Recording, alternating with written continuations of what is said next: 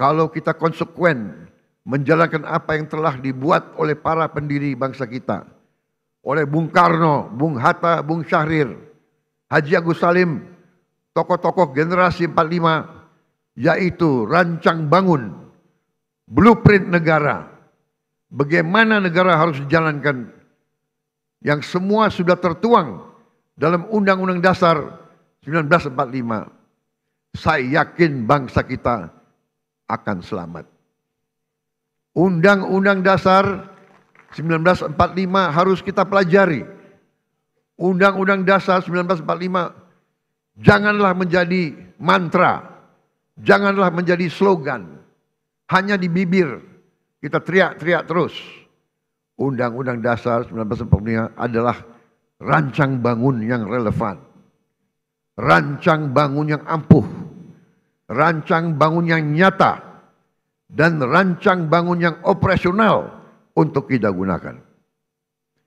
Saya melihat ada kecenderungan dari sebagian kaum elit Indonesia, sebagian orang-orang yang memandang dirinya paling pinter di republik ini. Mereka memandang bahwa pemikiran Bung Karno, pemikiran Bung Hatta, pemikiran generasi 45 tidak relevan lagi di zaman sekarang. Sudah kuno, sudah lawas untuk menghadapi tantangan abad ke-21. Menurut hemat saya, pemikiran tersebut adalah keliru.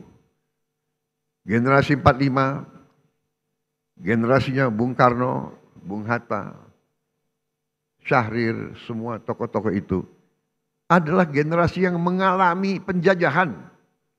Mereka mengalami imperialisme. Mereka sadar dan mereka merasakan, melihat bahwa kekayaan Indonesia diangkut ratusan tahun keluar dari Nusantara ini. Karena itu mereka menyusun rancang bangun. Mereka buat dokumen yang tidak terlalu panjang, tapi sangat eksplisit menjelaskan bagaimana kita harus laksanakan ekonomi kita dan demokrasi kita.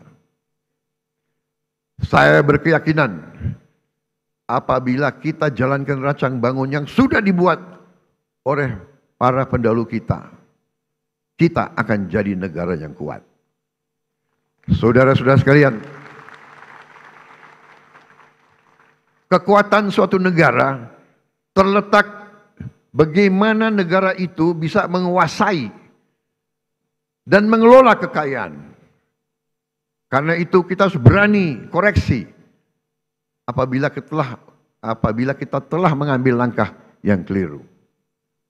Sungguh aneh negara dengan produksi kelapa sawit terbesar di dunia pernah mengalami kelangkaan minyak goreng. Ini aneh sekali. Tidak masuk di akal sehat. Dan ternyata memang itu ternyata adalah permainan manipulasi yang tadi sudah disinggung oleh Ketua DPR yang saya beri nama Serakah Nomex.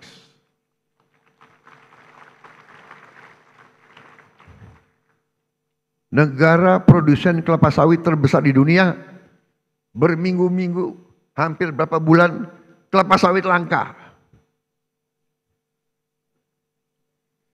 Saudara, juga sungguh aneh.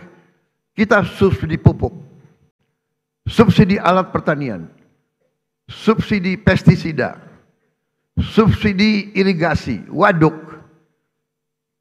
Kita subsidi beras, tapi harga pangan kadang-kadang tidak terjangkau oleh sebagian rakyat kita. Keanehan-keanehan ini bisa terjadi karena ada distorsi dalam sistem ekonomi kita.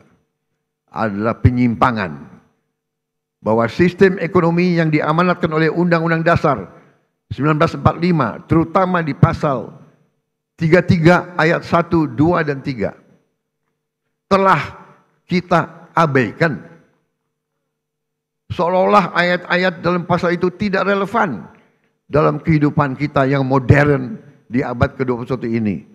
Saudara-saudara sekalian, setelah saya pelajari secara mendalam, saya berkeyakinan undang-undang dasar kita, terutama pasal-pasal yang saya sebut pasal-pasal pengaman, seperti pasal 33 ayat 1, 2, 3, dan 4 adalah